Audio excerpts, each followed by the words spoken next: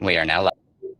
Terrific. Well, good afternoon, everyone. I'm Tampa-based Congresswoman Kathy Castor. Thank you for joining our virtual town hall. This technology allows us to expand our reach. We had over 1,000 RSVPs for this virtual town hall meeting, over 600 questions submitted. So we've compiled a lot of them that are very similar, but we are broadcasting across Twitter, YouTube, Facebook, and other platforms. Uh, this is in addition to the in-person town hall meetings we had at Campbell Park Rec Center in St. Petersburg and Hillsborough High School over the past months. We're going to continue to do new kinds of town hall meetings so that everyone can weigh in on your concerns. And there is a lot to be concerned about right now. I've titled this town hall meeting "Holding Trump Accountable" because we are all really suffering through the chaos, corruption, and the rising cost of living. And I hear the outrage everywhere I go across the Tampa Bay area. And I wanted to invite one of my good friends as a guest tonight. It's been good to be home in August, but everywhere I go, people are just being crushed by the cost of your electric bill, rent, housing, grocery bills. They're now, with the passage of the Trump and Republicans' big, ugly bill, they are going to make healthcare more expensive, make the Pell Grant more difficult to obtain. Electric bills are going up.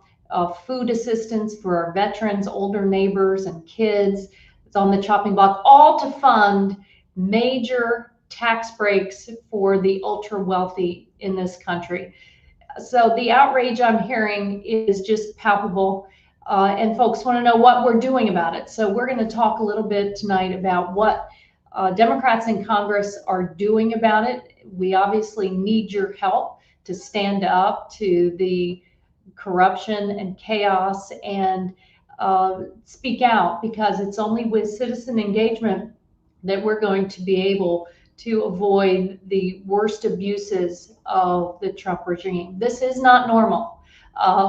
This is not normal. And to get through it, we're going to all have to work together. And I know you need some confidence that Democrats in Congress are standing up and fighting back.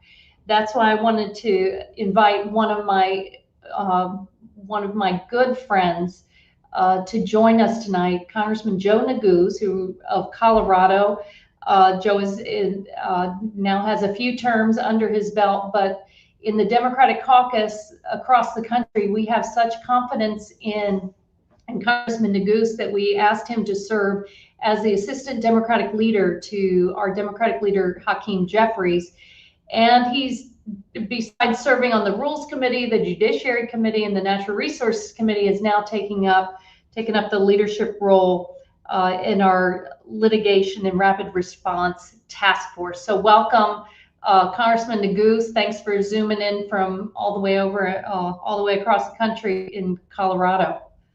Well, first and foremost, thank you, Representative Castor, for the kind words, very overly generous words, and for the invitation. And I couldn't be more delighted to be with all of you. I wish that I was there in person out in Tampa, but am here, as you mentioned, in Colorado. And you'll forgive me if you hear some noise in the background. Those are my young children, my 6-year-old and my 2-year-old, causing a ruckus. So I will try to keep the volume down here on our side of the Zoom. But in any event, what a great privilege it is for me to be able to join all of you. And I just, before I provide perhaps some opening remarks about the work that we're doing in the United States Congress to push back, as Kathy so eloquently put it, I just have to put in a kind word about my dear friend Kathy Castor, whom of course was the chairwoman of one of the most important committees in the United States Congress, the Select Committee on the Climate Crisis. I had the privilege of serving on that committee under her leadership for 2 terms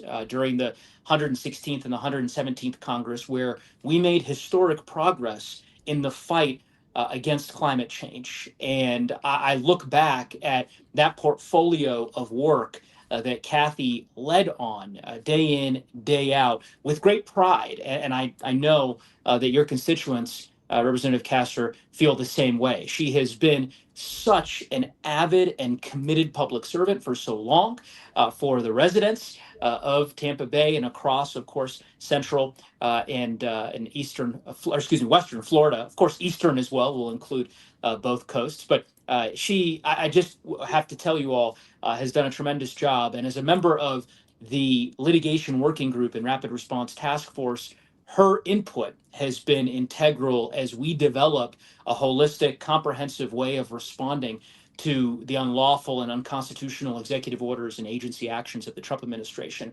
as has her leadership on the Energy and Commerce Committee, where, of course, she has played a pivotal role with respect to energy policy in particular.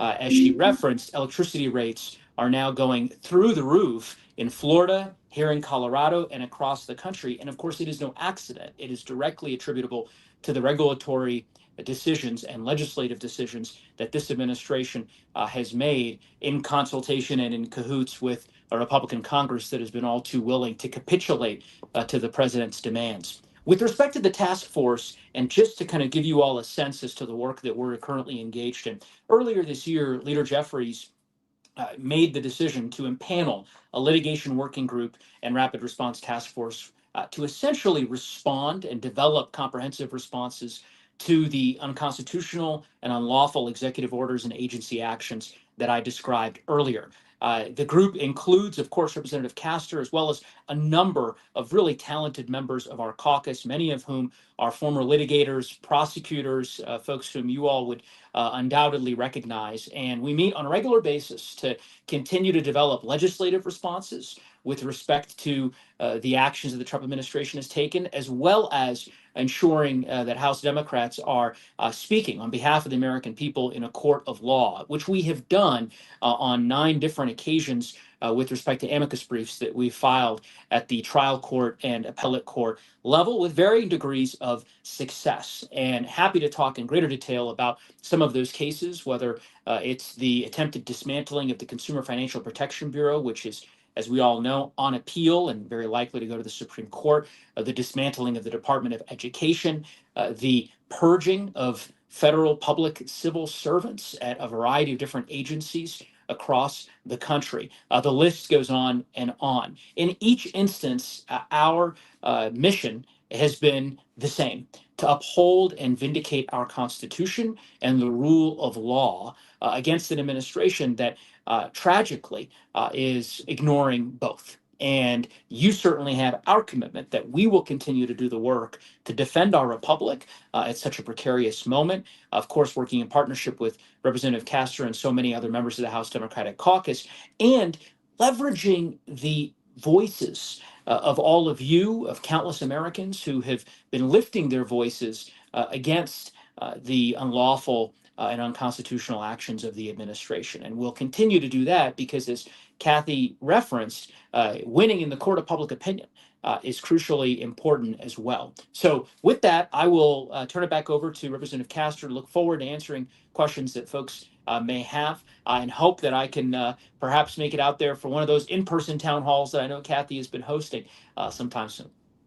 Yeah, thanks, Rep. Neguse. So this is unique. In my years in Congress, we've never had, we're the legislative branch, we're Article 1, and we typically don't take on the assignment of filing a lot of amicus briefs and lawsuits, but that is the effort that Rep. Neguse is leading. And Joe, I saw that we're up to 13 amicus briefs so far.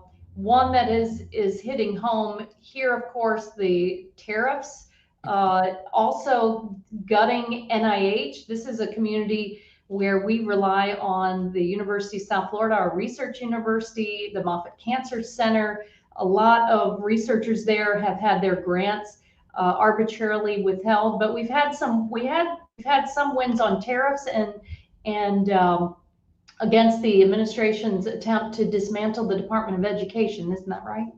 That's right. You articulated well, Kathy, the kind of bevy of cases that we have been engaged in, and I agree with the premise as well. I mean, as you said, the Congress is the Article 1 branch of our government, responsible under our Constitution for a wide variety of legislative activities. Unfortunately, as you know, Kathy, and I think as so many of your constituents are now well aware of as well, Republicans in the Congress have refused to defend the constitutional prerogatives of the House as a co-equal branch of government. And so in multiple instances, you've had lawsuits that have been initiated by state attorneys generals or private litigants, where the rights of the Congress under Article 1 are very much at risk. And Republicans in Congress, rather than intervening or filing an amicus brief to make clear the views of the U.S. Congress, they have chosen to capitulate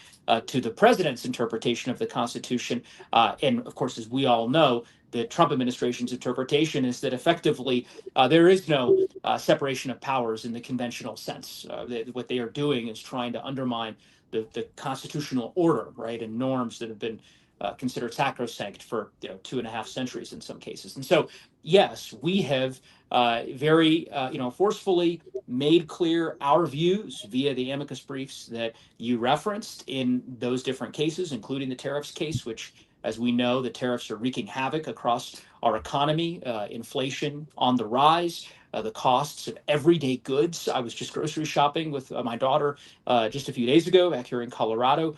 Everything is getting more expensive. And we know why. It's because this administration has pursued this nonsensical policy with respect to on again, off again tariffs.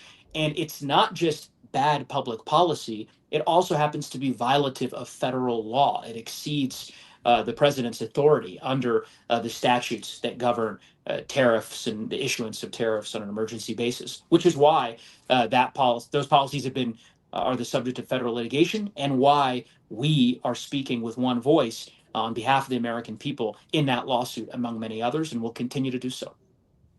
Yeah, and there's the link, litigation and response. So if you go to www.litigationandresponse.house.gov, you'll see a summary of where we have filed amicus briefs, where we are filing legislation, a lot of the oversight initiatives, because we're all, you can shake your fist, but unless you go to court and unless you fight in budget and appropriations and in the halls of the Congress and then back home, folks, they don't have the confidence that everyone is standing up to the unconstitutional actions of the president and the Congress that has just capitulated and really let him run amok on and do so much damage.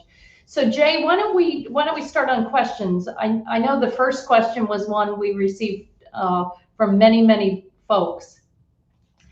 What are Democrats doing to stop Donald Trump and MAGA Republicans from undermining our democracy and Constitution?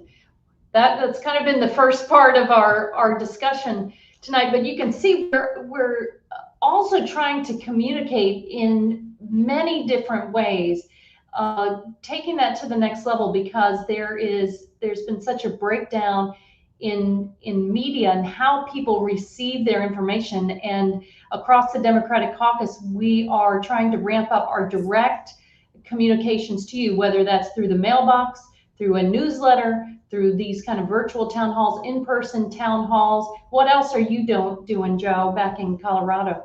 Yeah, I mean, Kathy, I couldn't agree more. I think first, with respect to the substantive responses, we've talked a lot about the work that we're doing in the Congress. Leader Jeffries has talked about it being an all hands on deck moment. I concur with that. And so our response has to be legislative. It has to be oversight, more rigorous oversight, where we can, use the procedural tools that are available to us and the minority in the House. And then, of course, the legal responses as well. And the website that you referenced of the task force provides in great detail kind of the litany of different actions that we are all taking. I say we, members of the task force, Representative Castor, myself, and others, to respond to this administration's unlawful directives and agency actions and executive orders and the like. So all of that is important. I do think you've touched on something that is an important part of our work, which is communicating all of those activities to the greater public. And there's a lot more for us to do in that regard. We,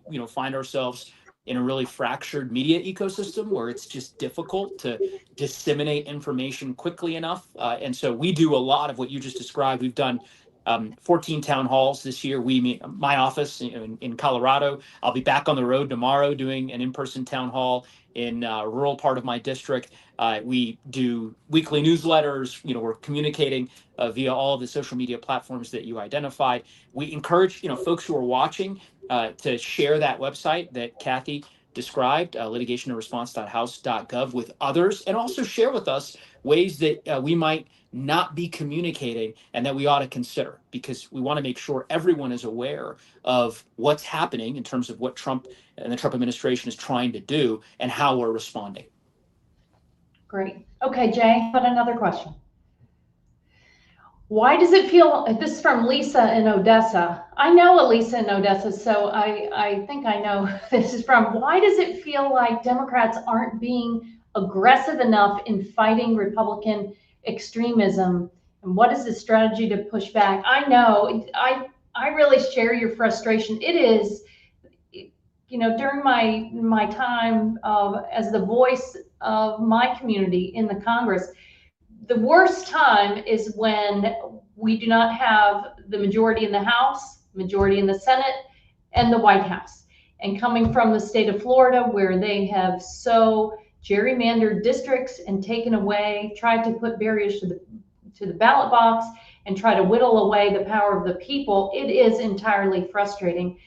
But there is a growing outrage across the country. They didn't vote for higher costs through tariffs. They didn't vote for picking a fight with our best friends in Canada or Mexico, trying to say we're going to take Greenland. They didn't vote for playing footsie with Vladimir Putin.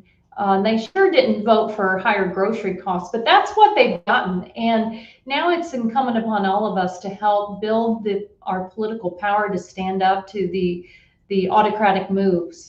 And make sure that people feel engaged in this, in their government, and don't just say to hell with all of them. That's the last thing that we need. They need to have confidence that we are taking action. That's what this virtual town hall is all about. What are you saying on this, Joe? Yeah, I agree with you, Kathy. And, I would just say, of course, empathize and share those same frustrations from the questioner in Odessa. I didn't know there was, an Odessa in Florida, so I've always thought of Odessa as Texas. I'm learning more about the communities in Florida. But here's what I would say.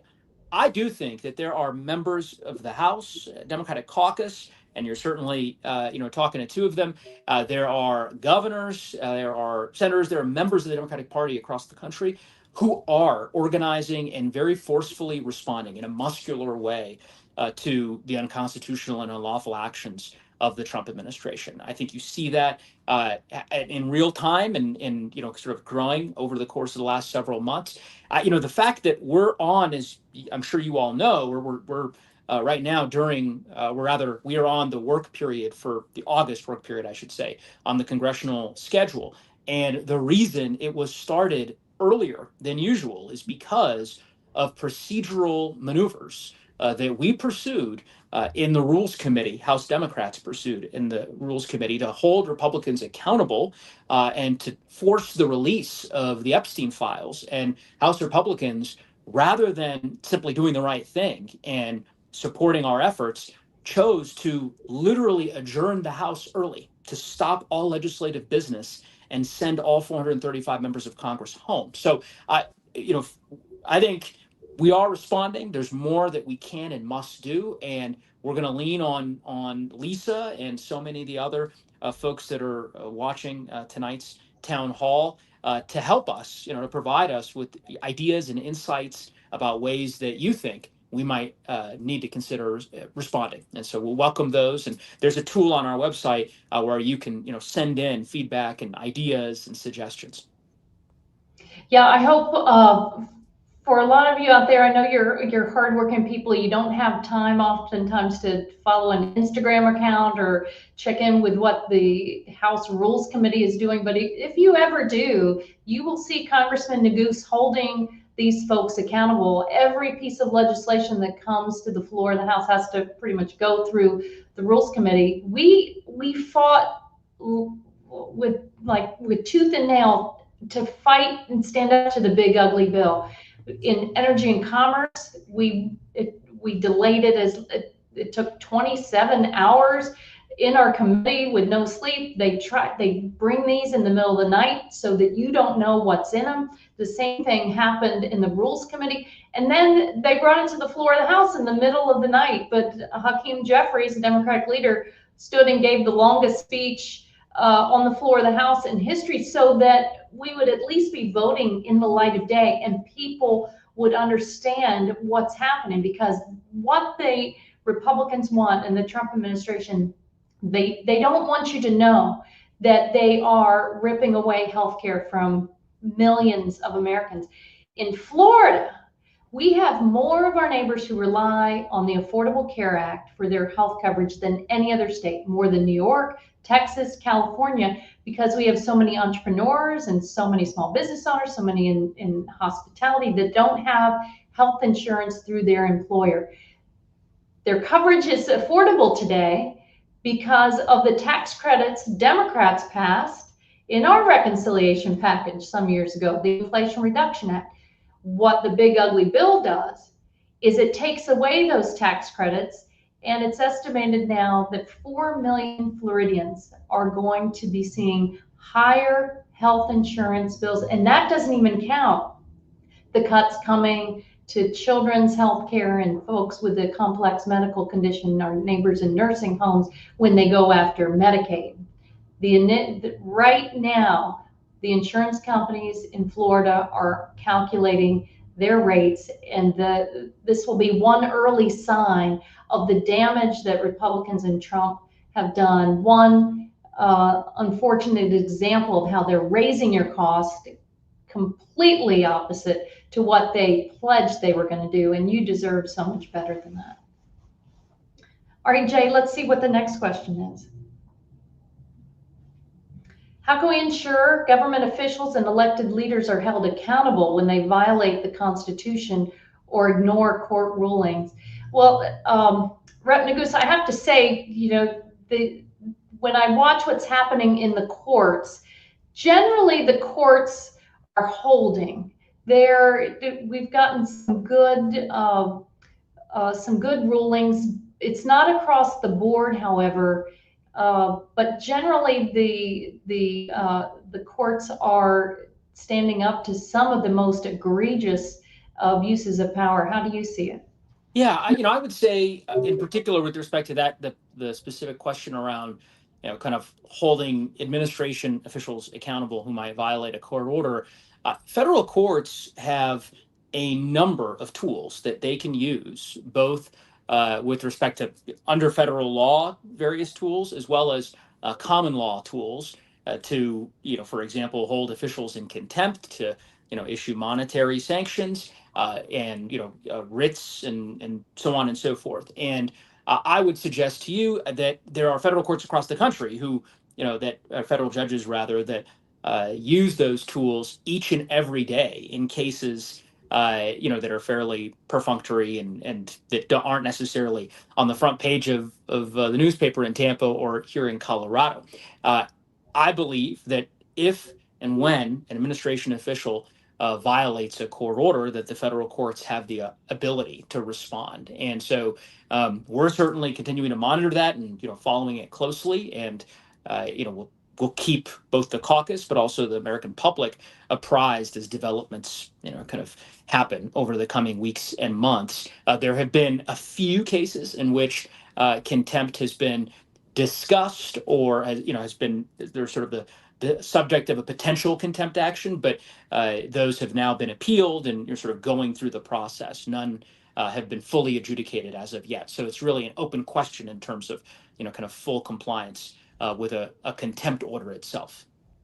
Yeah, there are a lot of partners out there that are also filing lawsuits. The Democracy Forward organization filing many lawsuits on behalf of arbitrarily fired public servants. Here in Florida, one good example is the ACLU has filed lawsuits challenging Governor DeSantis's inhumane construction of the detention facility in the Everglades. Courts, in fact, a court today, a federal district court judge heard the ACLU's claims on access to counsel. Apparently that if you are detained there, you haven't been able to speak to a lawyer in a confidential and secure location as the Constitution and the rule of law requires. There's also another federal suit by environmental organizations that point out that when Governor DeSantis went to construct that facility in the Everglades, he ignored many bedrock federal and state environmental laws. So there are also a lot of independent organizations that are helping hold folks accountable. All right, Jay, what's our next question? Thank you, Margaret. From Gabriella in Tampa, how can we protect voting rights and stop gerrymandering and voter suppression in Florida and across the country?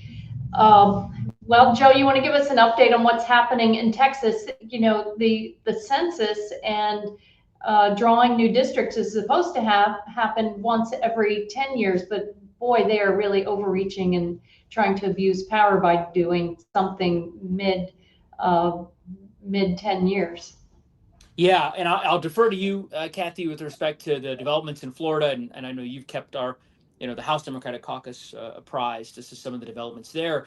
And of course, as the questioner, I'm sure, is aware, as many of you are aware, what's happening in Texas, in my view, is really a sort of debasement of our democracy. And, to have Republicans there attempt to follow the president's demands for additional seats to be gerrymandered in his party's favor, because he knows that his policies are deeply unpopular with the American public, and that he is, that Republicans are likely to face electoral defeat come next November. And as a result, their attempt to effectively rig the rules of the game and have essentially gerrymandering happen writ large in the state of Texas outside of the normal redistricting process of once every 10 years. Of course, Texas Republicans did this 20 years ago, as you'll recall, Representative Castor, during the days of Tom DeLay. And as we all know, that process ultimately ended with House Democrats winning a majority in the U.S. House of Representatives for the first time in nearly 12 years, essentially. And so, again, I think what the Texas Republicans are attempting to do is shameful, and I don't think it's the American people are going to tolerate it. And I think they'll render their views regarding the impropriety as to what the Texas Republicans are attempting to do come next November. Well, thank you, Rep. Neguse. I know you've got to get going, but on behalf of all of my neighbors across the Tampa Bay area, thank you for your leadership. Thank you for heading up our litigation and rapid response task force and coming on to explain to my neighbors across the Tampa Bay area what is happening there and build a little confidence that we are standing up and fighting back. Well, no, thank you, Kathy. Again, it's really a privilege. Thank you for the invitation. Thanks to all of your constituents for letting me come by for a bit here. And if I could leave, I suppose, with one parting thought, it would just be to reinforce something you said earlier that I couldn't agree more with, which is it's really important for us to stay hopeful. I think, the goal, the impetus behind the Trump administration's flood the zone strategy is to convince us that all is lost, and to sort of render to convince us not to organize and speak up and stand up in support of the Constitution and democratic values. And so I just would encourage everybody to resist that temptation and to instead lean in right now in a moment where I think a lot is required of every American of good faith, irrespective of one's political persuasion, to defend the rule of law, to vindicate our Constitution, and to live up to those core American values that I know we all agree with. So thanks so much for having me, and look forward to coming back in the future. Okay, thanks, Rep. Neguse. Well, I'm so glad that you all got to meet and know Congressman Joe Neguse. He inspires confidence in me. Just one of the brightest young members. Keep an eye on him for the future. I think he's really just getting started in his career. Floridians also need to be on guard for gerrymandering. Because the governor announced a couple weeks ago that he also intends to push through new maps in the Florida legislature. Last week, the Speaker of the Florida House said, okay, he's game to do it. They're not going to look at legislative seats. They're going to look at congressional districts. This is very much out of the ordinary. It is a tool to take your voice away. As you all know, the Constitution says every 10 years we conduct a census. They count everyone in the country. They divvy up congressional seats by population in states. Florida also passed a constitutional amendment a few years ago that said we, the voters, demand that when the legislature draws districts, they do it in a fair manner so that cities and counties, communities of interest are kept together, that you're not supposed to cross bodies of water if at all possible. You're supposed to understand the precepts of the Voting Rights Act, so communities of interest have the ability to elect a representative of their choice. And you're not supposed to do it simply for partisan gerrymandering, political control. Nevertheless, after the last census and redistricting, when the Florida legislature drew fairly good maps, the governor came in and forced through his map. He drew a map that took away a voting rights district in the Panhandle, or in northern Florida. The Florida Supreme Court recently upheld that, so we're already at a deficit.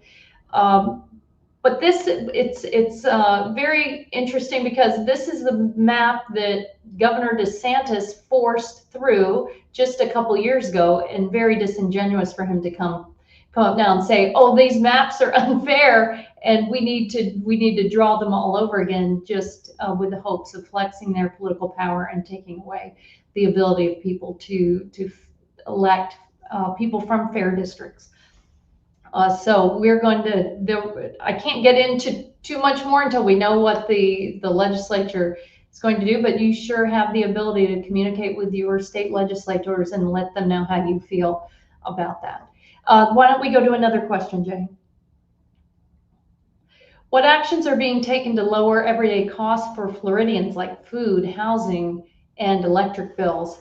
I know people are really going through a tough time. Growing up in this community, we were always kind of a low wage place, but we were a low cost place. So working people could get by. They could pay the rent. They could shop at the grocery store. If they played by the rules, they might have a little something left over. That's really, you can't really say that now. Things are so expensive. My problem is that here is an administration and a majority in Congress, my GOP friends, who are making life more expensive. They promised that they were going to tackle the cost of living. So their one big achievement so far, they loaded up the big ugly bill to provide huge tax breaks to billionaires. And they did it by making life tougher and more expensive for hardworking people through your health care, taking away the ACA tax credits to make health coverage more affordable, Medicaid cuts. And what I'm hearing from hospitals, community health centers, doctors, all providers, this is going to impact everyone. When you take this extent of resources out of the health system, that means someone else is going to make up the difference. And that means if you have health insurance through your employer or other costs passed on through Medicare or the VA, it's not right. Same goes with food assistance that keeps kids healthy and well, gives them a fair shot to start in life, to be able to go to school, to be able to learn in the classroom. Their cuts to the VA is making veterans care more difficult to find. This is in direct contrast to what Democrats did when we were in power. When we said we were going to pass a budget reconciliation bill, we finally directed Medicare to negotiate lower drug costs. We put a cap on insulin for our neighbors who have diabetes.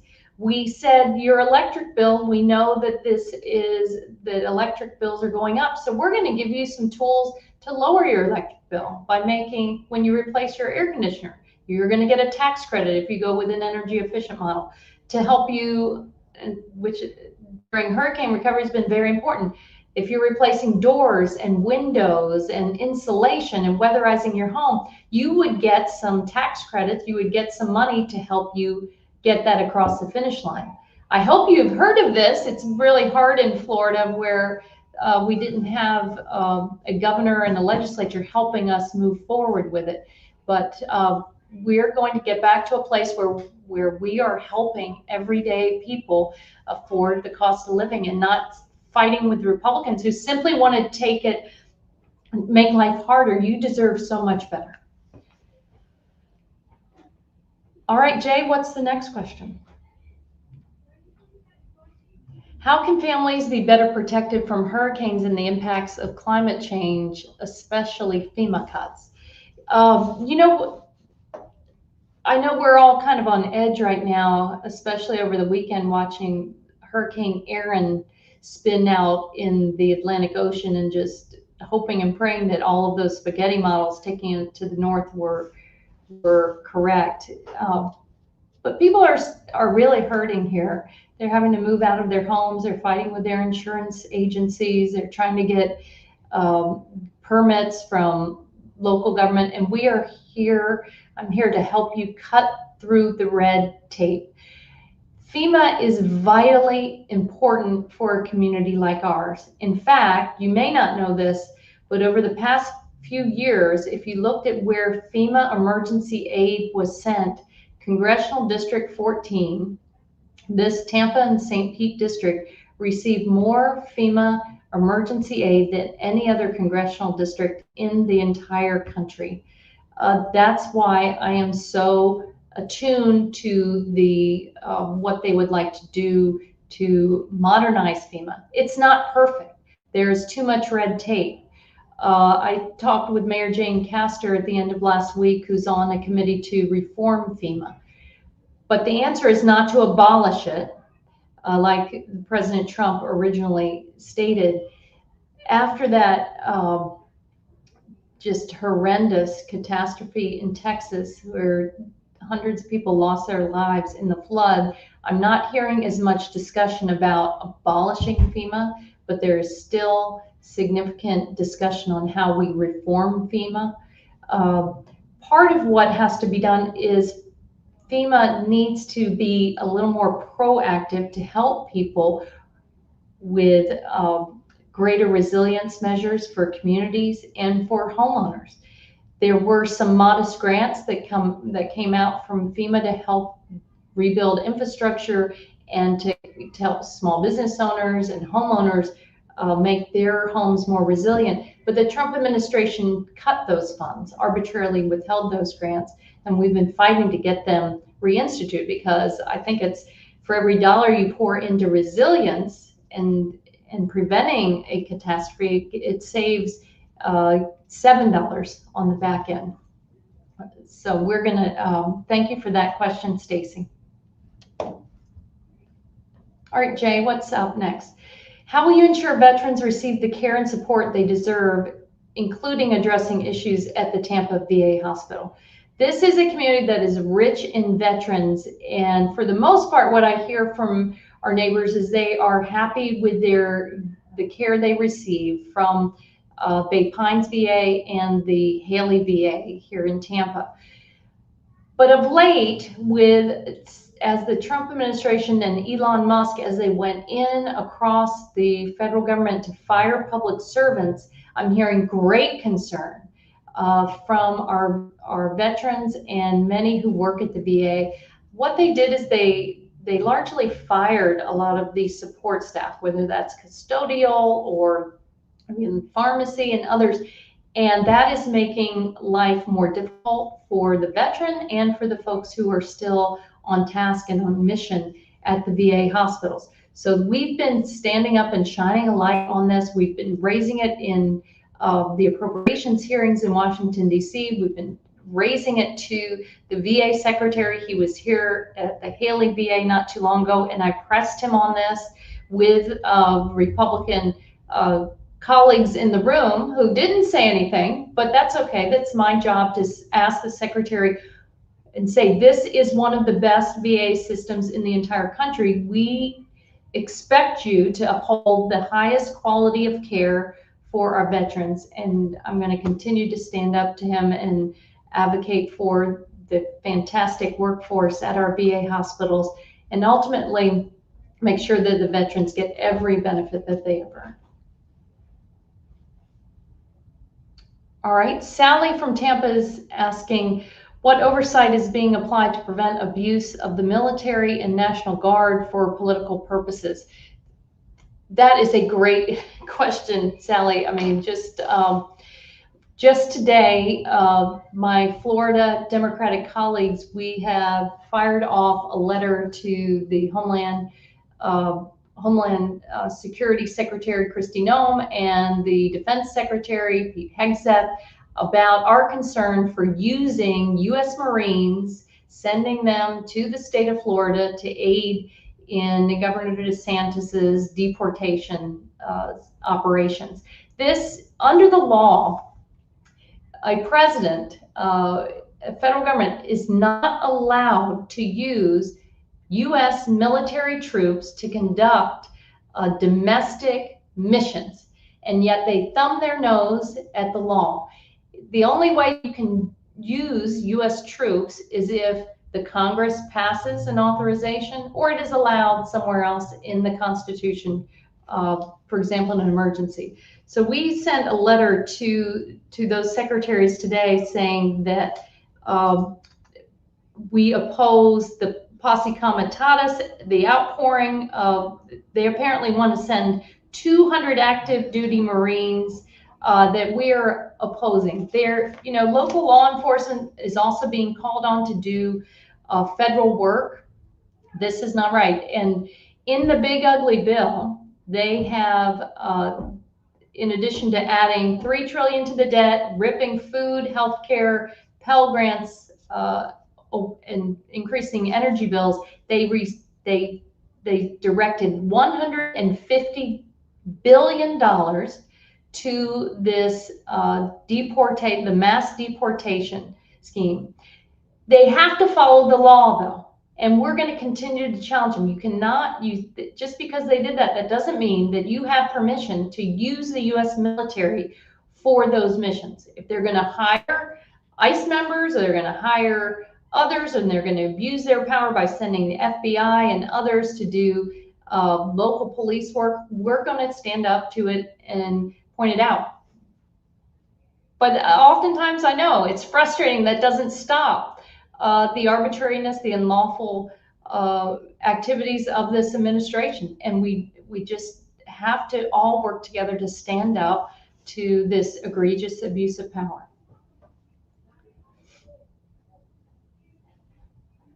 All right, what steps are being taken to protect Medicaid and Medicare benefits for seniors, children, and vulnerable families? From Lauren in Tampa. Thank you, Lauren.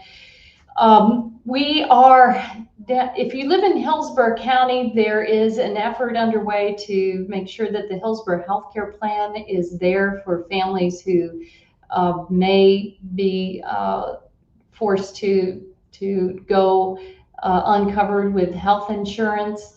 That's going to be a drop in the bucket. I think what we're going to see our hospitals and the emergency rooms and the ER doctors and nurses. Unfortunately, they are going to bear the brunt of the impact of the big ugly bill. But we have to make sure that when you're waiting too long in the emergency department, or you're paying more, or you're not going without, or you're going without health insurance, we want folks to know why this is happening. And it's because Donald Trump and Republicans in Congress thought it was more important to provide massive tax breaks to billionaires and the ultra wealthy than to ensure that health insurance is available and affordable for others. This is one of the reasons I ran for Congress. 20 years ago, the uninsured rate in Florida was up over 20%. And that's why we fought to pass the Affordable Care Act to outlaw discrimination for a pre-existing condition like cancer, or diabetes, or a heart condition, and authorize states to expand Medicaid. Unfortunately, Florida didn't do that. So I think what is going to happen here in the coming months, I think the constitutional amendment that has been proposed to expand Medicaid, I think it will gather steam as people look, as Republicans and Trump forced them back to the bad old days where you couldn't get health insurance and you couldn't find affordable health insurance for your family. And but ultimately hold them accountable, build towards the next election where we can go back and begin to repair the damage. But I need your help. I need your help when someone sees their health insurance bill come, the renewal over the next couple of months, and they look at it and it's thousands and thousands of dollars more than it was last year. I need folks to say, you know why this is. This is because the people in Washington, D.C. didn't think you deserved affordable health coverage. They thought it was more important that the wealthy and the well-connected got a big tax break.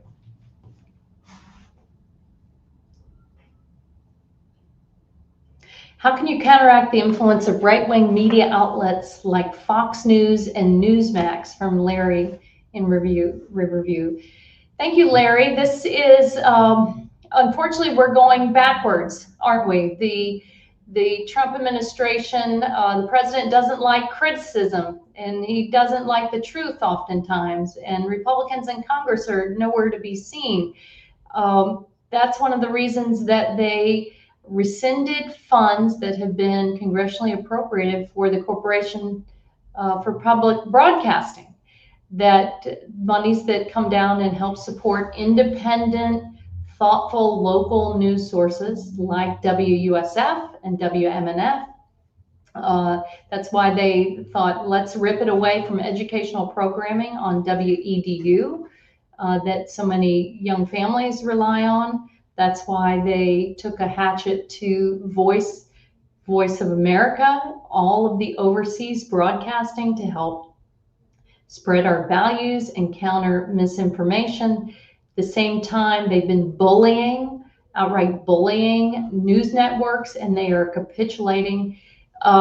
This is a dark, dark period for the United States of America, and it's incumbent upon all of us to make sure we're educating young people, we're educating our neighbors, we're talking to each other to try to break through the misinformation algorithms that steer you one way or the other online. That's why a lot of us in Congress are trying to do more direct person-to-person communications through I don't know if you're on Blue Sky or Twitter, Facebook. Sign up for my newsletter. I'm filling folks in on what's happening, and these kind of virtual town halls, telephone town halls. But right now, it's incumbent upon the engaged citizen to stand up and call this out and speak the truth to power. I wish I had a better answer. Okay, Jay, how about one more question? All right, this is a good one. What more can ordinary citizens do beyond voting and protesting to have their voices heard and make meaningful change? From Robin in St. Petersburg. Thank you, Robin. And let me just say to all of my neighbors who are on here now that wake up in the morning with that sense of outrage. I know you love this country, and you have been pouring your heart and soul into this. We just have to keep it up. It's very important that you communicate to elected officials at every level. I know sometimes they don't answer the phone. It feels like you're shouting into the abyss if you're commenting on social media, you're writing letters, and keep doing it. I think it's cathartic for a lot of people too, but don't ever let them say, oh, I didn't hear from this person. Be pleasantly persistent, always peaceful, never violent in your protests and communications, but pleasantly persistent to raise, to make sure that they know how you feel about their abuse of power. Demand the town hall meetings. Those state legislators that are going into trying to gerrymander seats, they need to hear from you. There are a lot of people who are going to be on the ballot next year at the local level for the county commission, for state legislature, all the way up to a new governor, a U.S. Senate seat, all of the congressional races. And now is the most important time to be an engaged citizen. Do not let politicians get away with it and say they didn't hear from you. Know who your representatives are, city, county, state, and federal, so that you are directing your ire or your encouragement to the right place. Join in, if you go to church, your mosque, your synagogue, talk to like-minded people, educate your friends, sit down with your kids to make sure they know what being an engaged citizen is. We will get through this. I do want you to be helpful. We lived through it before. And if you remember the election right after the Trump election, there was a huge backlash. People were appalled. They were outraged. They wanted change. And I sense that coming again, because everything they promised to people, I'm going to fight inflation, I'm going to lower the cost of living, it hasn't materialized. And instead, with tariffs and ripping away healthcare and food and Pell Grants from hardworking people, people are tired of it. They want folks who are going to stand up for the average working person. Because if you play by the rules and you work hard and you're taking care of your family, you deserve to live the American dream. You deserve better than what you're being given right now. And I so appreciate the opportunity to be your voice in Congress. I'm drinking a lot more coffee and cafe con leche these days to try to fuel the actions that are needed. And my team and I, we are here to help you. Thank you so much for participating in tonight's virtual town hall. We are here to help you cut through red tape on anything dealing with FEMA, the VA, the IRS. Immigration is a big one right now. We're helping a lot of our neighbors through this harsh and irresponsible abuse of power when it comes to immigration and deportation. But this is a country of laws, not of men. And this is a community that values democracy and public participation. So thanks so much for the opportunity to come together tonight, and please be in touch. Thanks again.